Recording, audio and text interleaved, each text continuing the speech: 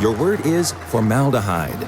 Can you use it in a sentence? As you're sitting in your basement, you hit your vape, but then your mom walks in, freaks out, and starts listing the toxic chemicals you could be inhaling into your body, like formaldehyde, which she singles out because it's the same chemical used to preserve your Uncle Rico's funky-smelling taxidermied fox. Formaldehyde.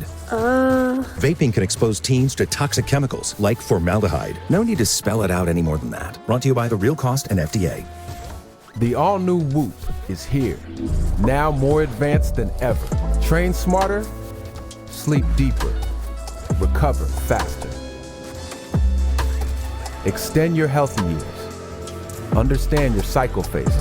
Now 7% smaller with 14 plus days of battery life. So your data never stops, and neither do you. Power your best performance with memberships made for every goal. Join Whoop today. When I was 21 days old, my mom got taken to jail for stealing to fund her substance abuse.